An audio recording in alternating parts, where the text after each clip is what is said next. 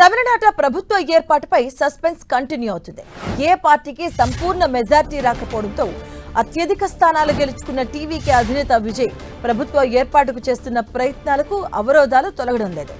అదే సందర్భంలో రాష్ట్రంలో రాజకీయ సమీకరణాలు వేగంగా మారిపోతున్నాయి. మళ్లీ ఎన్నికలంటూ ఊహాగానాలు వెలువడుతున్నాయి. ఇప్పటికే 2 సార్లు లోక్ భవన్ కు వెళ్లి గవర్నర్ రాజేంద్ర విశ్వనాథ్ అరేక్లను కలిసినటువంటి విజయ్ కు మెజార్టీ కావాలి అన్న సంకేతాలు ఇచ్చారు.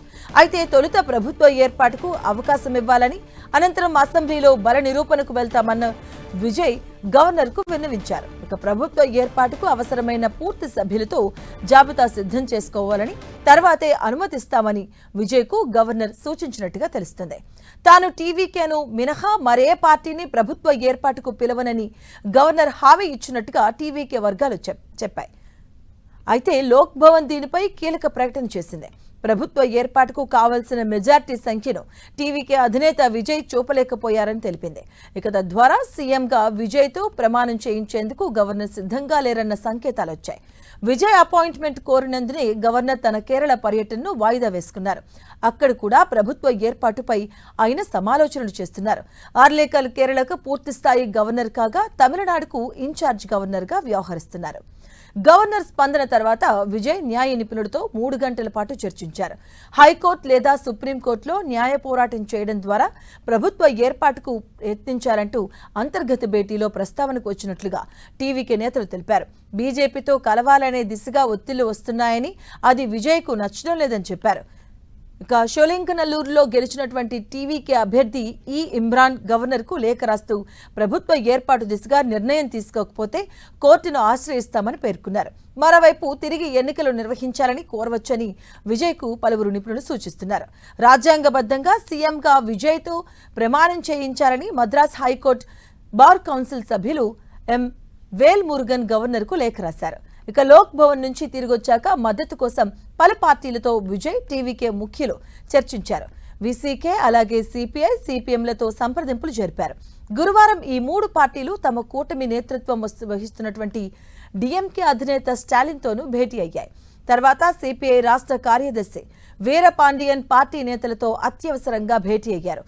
టీవీకేకు మద్దతుపై నిర్ణయం తీసుకోలేదని, త్వరలోనే తమ అభిప్రాయాన్ని చెబుతామని వెల్లడించారు.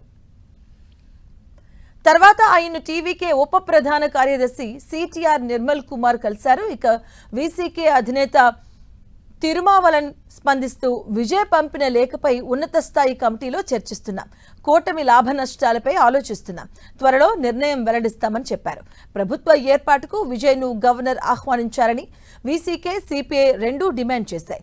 డిఎంకే అంగీకరిస్తే తమ ఏకైక సభ్యుడు టీవీకేకు మద్దతుగా నిలుస్తారని ఆ కూటమిలోని ఐయుఎంఎల్ ప్రకటించింది. దీంతో టీవీకే ప్రస్తుత బలం 113గా ఉంది.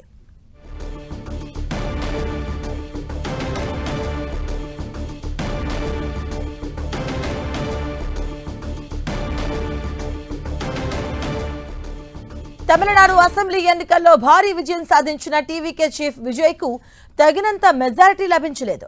కాంగ్రెస్ మద్దతు ఇచ్చినప్పటికీ ప్రభుత్వ ఏర్పాటుకు తగినంత సంఖ్యాబలం లేదు. ఈ నేపథ్యంలో వీసీకే సిపిఐ సిపిఎం మద్దతును టీవీకే కోరింది. విజయ్